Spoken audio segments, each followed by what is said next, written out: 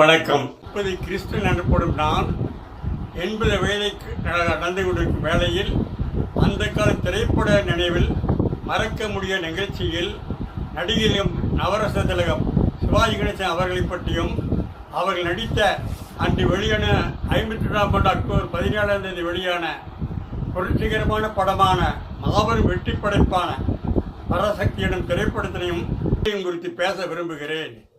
52ஆம் ஆண்டில் அக்டோபர் 17ஆம் தேதி ஏவிஎம் தயாரிப்பில் பி.ஏ. பெருமாள் முதலியார் அவர்களுடைய தயாரிப்பு வெளியான திரைப்படம் மாபெரும் புரட்சி படமாக அமைந்திருந்தது. அப்போ சினிமாவர்கள் பேசும்போது கிமு பராசக்தி கிபி பராசக்தி என்று பேசும் அளவுக்கு அப்படம் சீரும் சிறப்புமாக அமைந்து பெரும் வெற்றியை பெற்ற படம். அந்த படம் மட்டும் அந்த காலத்தில் நடிகர் சிவாஜி கணேசன் அவர்கள் கலைஞர் கருணாநிதியின் வசனங்களை, கருணாநிதி கருத்துமிக்க வசனங்களை, பகுத்தறிவு வசனங்களை தன்னுடைய வீரமான குரலிலே உணர்ச்சிகரமாக பேசி தமிழக மக்களிடையே மட்டுமல்ல உலக மக்களிடையும் பெரும் வியப்பையும் பெரும் ஆச்சரியத்தையும் தமிழின் பெருமையும் உயர்த்தி காட்டியது. பகுத்தறிவு என்றால் பொதுவாகவே மனிதன் விரும்பாத ஒன்று. மனிதன் பழமையில் விழுந்து கிடந்த காலத்திலே கூட புரட்சிகரமான கருத்துக்களை அள்ளி வீசியிருந்தார் மு. கலைஞர் அவர்கள். அந்த கலைஞர் வசனங்கள் சிவாஜியின் குரலால் மிக மிக வேகமாக ஓங்கி ஒழித்தது. அதுவும் அந்த படத்தில் அவர் ஆரம்ப காட்சியிலிருந்து கடைசியில் நீதிமன்ற காட்சியில் அவர் முழங்குகின்ற முழக்கம் இருக்கிறதே, அது இந்த நாளும் எந்த நாளும் எவராலும் மறக்க முடியாத உண்டு. அந்த படம் வந்து இன்றைக்கு 60 ஆண்டுகள் ஆகிவிட்டால் கூட இன்னும் அந்த படத்தை எங்கு போட்டாலும் வெற்றிகரமாக ஓடிக்கொண்டு இருக்கிறது. அந்த படமானது அந்த காலகட்டத்திலே இலங்கையில் மட்டும், நமது அண்டை நாடான இலங்கையிலே கொழும்புவில் மயிலன் தியேட்டர்கள் 294 நாட்களும், யாழ்ப்பாணத்திலே சிறிய வெலிங்டன் தியேட்டரிலே 117 நாட்களும், தமிழ்நாட்டில் திருச்சி மாநகரிலே வெலிங்டன் தியேட்டரில் 245 நாட்களும் ஓடி மறுபடியும் அந்த படம் திருச்சி ராக்ஸி தியேட்டரில் 35 நாள் ஓடி பெரும் வெற்றியை பெற்ற படம். தமிழ்நாட்டுக்கு போட்ட இடமெல்லாமே 50 நாட்கள் கடந்து 60 ஊர்களிலே வெற்றிகரமாக ஓடிய படம். அந்த படத்தின் சிவாஜி கணேசனுடைய காலம், சினிமா உலக காலம் வெற்றிகரமாக துவங்கியது என்றே கூறலாம். அப்படத்தை இன்றுமே யாருமே மறக்க மாட்டார்கள், அப்படிப்பட்ட படம் அது. அதேபோல் அந்த படத்திலே வருகிற கருத்துக்கள் எல்லாம் நாம் எக்காலத்திலும் மறக்க முடியாத கருத்துக்களாக அமைந்திருந்தன. பகுத்தறிவு, கோயில் வேண்டாது என்பது கோயில் கூடாது என்பதற்காக அல்ல. கோயிலை சில பித்தலாட்டக்காரர்கள், ஏமாற்றக்காரர்கள் பக்தி வேஷத்திலே பகல் வேஷத்திலே சில தேவையில்லாத செயல்களை செய்கிறார் என்பதை கண்டிப்பதற்காகத்தான் அன்று படத்திலே கலைஞர் அவர்கள் கோயில் கூடாது என்று கூறுகிறார். அந்த கருத்து தவறாக எடுத்துக்கொள்ளாதீர்கள். பொதுவாகவே யாருமே மனிதனாக பிறந்த எல்லோருமே நல்லதே நினைக்க வேண்டும், நல்லதே செய்ய வேண்டும். இத்தகைய செயலால் சிவாஜியின் புகழ் அன்றிலிருந்து தொடங்கியது. பிற்காலம் ஒவ்வொரு படமுமே வேக வேகமாக வளர்ந்து தமிழ்நாட்டில் அவரை அசைக்க முடியாத பெரிய நடிகராக உருவாக்கியது. உலகெங்கும் அவர் புகழை மொழிபெயர்ப்பது. கால வெள்ளத்திலே அவர் இன்றைக்கு உயிரோடு இல்லாவிட்டாலும் கூட அவருடைய படங்கள் எல்லாம் இன்று உலா வந்து இருக்கின்றன. அதில் தலையாய படமாக அமைந்திருப்பது பராசக்தி என்றால் மிகையாகாது. பராசக்தி நாம் எப்பொழுதும் எங்கிருந்தாலும் யாரையுமே பார்க்க தவறக்கூடாது. அப்படத்தினாலே பி.ஏ. பெருமாள் முதலியார் அவர்கள் கடைசி காலம் வரை சிவாஜி கணேசனுக்கு ஆதரவு காட்டிய காரணத்திற்காக சிவாஜி அவர்கள் பெருமாள் முதலியார் மறக்காது காலம் தொட்டும் அவர் இருக்கும் வரையில் அவர் வீட்டுக்கு வருடந்தோறும் தீபாவளி என்று சென்று அவருக்கு பட்டாடை வழங்கி பாட்டி பெருமுகம் கொண்டிருந்தார். பராசக்தி படமானது முதலில் நாடகமாக நடிக்கப்பட்டது. சிவாஜி அவர்கள் நாடகத்தில் நடித்துக் கொண்டிருந்த போதுதான் அவருக்கு பராசக்தி நடிக்க வேண்டும் என்ற ஆர்வம் ஏற்பட்டது. கட்டபொம்மன் நாடகத்தில் நடிக்க வேண்டும் என்று விரும்பினார். 7 வயதில் வீட்டை விட்டு வெளியேறிய சிவாஜி அவர்கள் படிப்பிலே அவருக்கு கவனம் செல்லவில்லை. நாடகக்கலையிலேயே தான் சிறந்தது. நாடகக்கலை எப்பொழுதுதான் கூத்து என்று கூறப்படும், தெருக்கூத்து என்று அழைக்கப்படும். 7 வயதில் வெளியே நாடகக்கலையை பார்த்து நாடக நடிப்பைத்தான் விரும்பினார். அவருடைய பார்வையை கண்ட திரு பி.ஏ. பெருமாள் முதலியார் அவர்கள் வேலூரிலே பல முறை சிவாஜி நாடகத்தை கண்டுகளித்திருக்கிறார். ஆகவே அன்று பெரிய குளத்திலே பராசக்தி படம் நாடகமாக இருந்தது. மாறி நாடகக்குழு தேவி நாடக சபையாளர்கள் திருச்சியில் நடத்தப்பட்டது. அப்பொழுது சிவாஜி அதிலே நடித்துக் கொண்டிருந்தார். சிவாஜியை ஏவிஎம் அவருடைய படங்களுக்கு வெளியிடும், தமிழகத்தை வெளியிடும் விநியோகத்துறை விளங்கியவர் பி. ஏ. பெருமாள்சாமி அவர்கள். அவர் அப்பொழுது சிவாஜியை வைத்து ஏவிஎம் கூட்டாக பராசக்தி படமாக எடுக்க வேண்டும் என்று ஆசைப்பட்டார். உடனே அப்பொழுது ஏ. சாமி அவர்களை டைரக்டாக பராசக்தி படத்தை டைரக்ட் செய்ய நியமித்து அவரை திருச்சி கிளம்பி சிவாஜி அழைத்து வைத்து சொன்னார்கள். சிவாஜி அவர்கள் திருச்சியிலிருந்து டக்கோடா விமானம் மூலமாக சென்னை வந்தார். வந்தவர் ஏவிஎம் ஸ்டுடியோவில் அவருக்கு பல டெஸ்ட் எடுக்கப்பட்டது. அவருடைய புகழ் டெஸ்டுக்காக செல் நாகராஜராவ் அவரிடம் அழைத்து சென்று அவர் மாடியிலே இருந்து சிவாஜியை பலவித கோணத்திலே படம் எடுத்து பார்த்தார்கள். சினிமாவுக்கேற்ற முகப்பட்டு அருமையாக அமைந்திருந்தது. பெருமாள் சேவியர்கள் அவர்கள் சிவாஜி அன்றே தன்னுடைய படத்தில் நடிப்பதற்கு பராசக்தி நடிப்பதற்கு ஏவிஎம் துணையோடு ஒப்பந்தம் போட்டுக் கொண்டார்கள். அவருடைய சம்பளம் என்று என்ன தெரியுமா? மாதம் 250 ரூபாய். அப்பொழுது கூட அவர் பி. ஏ. பெருமாள்சாமி அவருடைய யோசனை பிரகாரம் பல இடையூறுகள் அங்கு ஏற்பட்டன. ஏவிஎம் அவர்கள் கூட சரி சிவாஜி கணேசன் நீக்கிவிட்டு டி.ஆர். மகாலிங்கம், கே. ராமசாமி பொருளை போட்டு படத்தை முடிக்கலாம் என்று அவசரப்படுத்தினார். ஆனால் பி. ஏ. பெருமாள்சாமி அவர்கள் சிவாஜியை வைத்துத்தான் பராசக்தி படம் எடுப்பேன், யாரையும் எடுக்க மாட்டேன் என்று கூறிவிட்டு படத்தை முடித்தார்கள். சிவாஜியின் அந்த படம் வெளிவந்த அன்று பெரும் பேறு பெற்று பெரும் பெருசை பெற்று யாரையும் எதிர்பார்க்காத அளவுக்கு அவ்வளவு பிரமாதமான வெற்றியை பெற்றது என்பதை மட்டும் நாம் இன்றும் மறக்க முடியாது. இன்னைக்கு முதல் படத்திலேயே சூப்பர் ஸ்டார் என்ற ஒரு விளம்பரத்தை வாங்கி தந்த படமாகும். முதல் படத்திலேயே சூப்பர் ஸ்டார் அந்தஸ்தை பெற்ற நடிகர் எம். கே. தியாகராஜன் அவருக்கு அடுத்து நடிகர் சிவாஜி கணேசன் அவர்கள் தான்.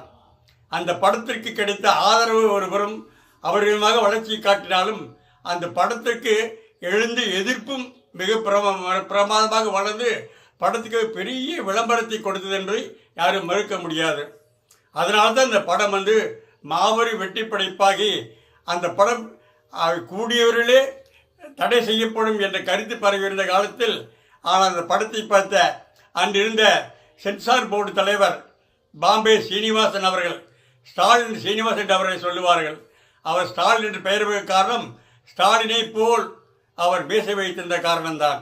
ஆனால் அவர் படத்தை பார்த்துவிட்டு இது தடை செய்ய வேண்டிய படமே அல்ல, இந்த படம் எந்த விதமான தவறான கருத்தையும் சொல்லவில்லை, நியாயமான கருத்தை தான் சொல்லுகிறது, ஆகவே இந்த படத்துக்கு எந்த தடையும் பிடிக்க வேண்டிய அவசியமே இல்லை என்று அவர் ஆணித்தரமாக சொன்னார். அதில் எழுந்த பெயரையும் புகழையும் இந்த இரண்டாவது படைப்பான அந்த காலத்தில் சம்பந்த வெளியே மனோகர திரைப்படத்தில் அந்த படமானது முதலில் நாடகமாக நடத்தப்பட்டது. அந்த காலத்தில் நடந்த அனைத்து நாடகங்களிலும் எல்லா நாடக கம்பெனிக்காரர்களுமே மனோகர படத்தை நாடகமாக நடத்தி தமிழ்நாடு எங்கும் பரவசம் செய்தார்கள். அந்த படத்தில் சிவாஜி கணேசன் அவர்கள் கே. ராமசாமி நடித்த நாடக மன்றத்திலே பெண் வேடமிட்டு நடித்தார். மனோகருடைய தாயார் பத்மாவதி அம்மாளாக நடித்தார். மற்றும் இன்னும் சில நாடகங்களிலே அவர் ராஜப்பிரியனாக, அவர் தந்தை புருஷோத்தமனாக, அவர் வசந்த சேனையாக என ஆண் பெண் 2 வேடங்களையும் மிகவும் அற்புதமாக நடித்து பாராட்டை பெற்றார். அவரை போலவே கே. ராமசாமி அவர்கள், லட்சியடி ராஜேந்திரன் அவர்கள் சிவாஜி போல மனோகரா வேடத்தை ஏற்று பல நாடகம் நடித்திருந்தார்கள். ஆனால் இந்த நாடகத்தை படமாக தயாரிக்க திருப்பூர் ஜூபிலி பிக்சர்ஸ் சோமு அவர்கள் விரும்பிய போது அவர் கண்முன்னே மனோகரனாக தோன்றியவர் யார் என்றால் நமது நடிப்புச் செம்மல் சிவாஜி கணேசன் அவர்கள் தான் என்பதை இந்த இடத்தில் நீங்கள் நினைவில் கொள்ள வேண்டும். அவருடைய குரலும் அவருடைய நடிப்பையும் பார்த்தாலும் 49 ஆரம்பிக்க படத்தை 52 பராசக்தி வெளிவந்த பிற்பாடுதான் சிவாஜி ஒப்பந்தம் செய்தார். காரணம், பராசக்தியில் அவருடைய நடிப்பை பார்த்து பிரமித்து போன சோமு அவர்கள் சிவாஜியை மனோகர் நடிக்க ஒப்பந்தம் செய்தார். மற்ற கே. ராமசாமி, எஸ். ராஜேந்திரன் ஆகியோர்களும் அந்த வேடத்துக்கு அவர் ஏற்றுக்கொள்ளவில்லை. அந்த படமானது முதலில் 1936 நாடகத்திலேயே சம்பந்தமுடியார் அவர்களே அது திரைப்படமாகவும் தயாரித்தார். அதில் அவர் மனோகரன் தந்தை புருஷோத்தமாகவே வேடமிட்டு நடித்தார். ஆனால் படம் வெற்றி பெறவில்லை, பெருத்த தோல்வி தழுவியது. பிறகுதான் இந்த படத்தை 1954 திருப்பூர் சோமு அவர்கள் ஜூபிலி பிக்சர்ஸ் மனோகர் பிக்சர்ஸ் அவருடைய நாடக படக்கம்பெனியின் மூலமாக திரைப்படமாக தயாரித்தார். தயாரித்த படமானது பராசக்தியை விட மாபெரும் வெற்றி படமாக அமைந்தது. மதுரை போன்ற பெரிய நகரங்கள் 25 வாரங்களும் மற்ற அனைத்து தமிழ்நாட்டு திரையிடர்களை 100 நாட்கள் மொழி மாபெரும் வசூலியை வாரி குவித்தது. அனைவருமே மனோகர் நடித்த சிவாஜி நடிப்பை பார்த்து மிகவும் பிரமித்து போனார்கள். அதில் வருகின்ற அரண்மனை காட்சியானது தந்தைக்கும் மகனுக்கும் எழுகின்ற போராட்டமாக அமைந்தது. தாயின் சொல்லை தட்டாத தடையனாக சிவாஜி அவர்கள் சிறப்பாக நடித்திருந்தார். அந்த தாயின் ஆணையை எந்த காலத்தும் அவர் மீறுவதில்லை என்று தாய்க்காக வேண்டிய வசந்த சேனையினம் பேசியுடன் நட்பு கொண்ட தந்தையை அவர் ஒன்றும் செய்யாமல் காத்திருந்தார். அப்போதுதான் அவர் எடுத்த அரண்மனையில் அவரை அழைத்து நீ வசந்த சேனை மன்னிப்பு கேட்கின்ற சொன்னபோது சிவாஜி கணேசன் பொங்கி எழுந்து யாரிடம் மன்னிப்பு கேட்க வேண்டும்? கோமலவல்லி, கோமேதக சிலை, கூவுமுக்குயில், குதிக்கமன் என்றால் புகழப்படும் இந்த கோணல் பித்திக்காரியம் மன்னிப்பு கேட்க வேண்டும் என்று கேட்டு ஆவேசமாக அவருடைய தாக்குவதற்கு கொல்வதற்கு முற்பட்ட போது அவரை ஒரு கை தடுக்கிறது. அந்த கைதான் அவருடைய தாய், பத்மாவதியுடைய தாய். தாயிடம் கேட்கிறார், அம்மா நான் என்ன இவரிடம் மன்னிப்பு கேட்க வேண்டுமா என்று கேட்கிறார். அதுக்கு அந்த அம்மா சொல்கிறார், நீ கோழை அல்லப்பா, நீ கொஞ்சம் சற்று காலம் பொறுத்திரு, பிறகு நாம் நடவடிக்கை உனக்கு பொறுமையை மீறி அவர் நடக்கும்போது நீ பொங்கி எழலாம் என்று கூறுகிறாள். அதேபோல் கடைசி காட்சியில் அவள் வசந்த சேனை சிவாஜி அவர்கள் மனோகரனை தூணிலே கட்டி வைத்து அவை கள்ளக்காதல் உக்கரசேனன் மூலமாக சிவாஜியை அவள் ஒழிக்கும்போது சிவாஜி அவர்கள் பொங்கி எழுந்து தன் பலத்தால் அந்த தூளிலிருந்து விடுபட்டு வெளியே வந்து மிகவும் ஆக்ரோஷமாக சண்டை போட்டு அவர் தந்தையையும் விடுவிக்கிறார், தாயின் ஆணையையும் நிறைவேற்றுகிறார். அப்படிப்பட்ட வேடத்தை சிவாஜி அற்புதமாக நடித்த படம் தான் மனோகரா. இந்த மனோகரா திரைப்படமாகி இந்தியிலும் எடுத்தார்கள், தெலுங்கிலையும் எடுத்தார்கள். 3 வேடங்கள் சிவாஜி தான் நடித்தார். இந்த படத்தை எல்வி பிரசாத் அவர்கள் அற்புதமாக இயக்கியிருந்தார் அவர்கள். இந்த படத்தை பற்றி உங்களிடம் சொல்வதில் நான் மிகவும் பெருமைப்படுகிறேன். சிவாஜிக்கு மீண்டும் ஒரு பெரிய பரிசையும் பாராட்டையும் படித்த இந்த படம் மனோகரா. 2வது படமாக 1954 வந்த இந்த படம் முதலில் வந்து 1952 தீபாவளிக்கு வந்த பராசக்தி, அடுத்து தொடர்ந்து ஒரு மாபெரும் வெற்றி படைப்பாக வந்தது மனோகரா எனும் இந்த படத்தை பற்றி இன்னும் அதிகமாக சொல்ல விரும்பினால் இதற்கு மேல் நிறைய இருக்கிறது. இந்த படம் நாடகமாக நடத்தப்பட்ட போது கேரளாவில் கொல்லங்கோட்டிலே இந்த நாடகம் நடத்தப்பட்டது. அப்போ அந்த நாடகத்தை பார்க்க வந்த கொல்லங்கோடு மகாராஜா அவர்கள் சிவாஜியின் மனோகர நாடக வேஷத்தை பார்த்து மிகவும் அவர் ரசித்து பாராட்டுவதோடு அவருக்கு ஒரு பெரிய வெள்ளி தாம்பாளத்தட்டை பரிசாக அளித்தார். அந்த தாம்பாளத்தட்டு தான் சிவாஜி நாடக உலகிலே கிடைத்த முதல் பெரிய பரிசாக கருதுகிறார். அந்த தாம்பாளத்துடைய மதிப்பு மிக மிக அதிகமுள்ள மதிப்பாக பொருளாக இருந்தது. அதுக்கு பிறகுதான் அவர் சிவாஜி பல நாடகங்கள் நடித்திருக்கிறார். மனோகர வேடம் விட்டு சில படங்களில் வசந்த சேனையாக, சில படங்களில் பத்மாவதியாக, சில படங்களில் நண்பர் ராஜபிரியனாக, சில படங்களில் தந்தை புருஷோத்தமனாக அவர் நடித்திருந்தார். அந்த நடிப்பால் என்றுமே அவரை ஏழுமே பிரிக்க முடியாத காரணத்தால் தான் அதன் சில துணிகளை உங்களுக்கு சமர்ப்பிக்க என்று ஆசைப்பட்டேன். ஆகவே இந்த அடுத்து வரும் உங்களுக்கு ஒரு படத்தை அமர்தீபம் படத்தை 3வது பகுதியில் செய்கிறேன் என்பதை இதையும் தெரிவித்துக் கொள்கிறேன். நன்றி, வணக்கம்.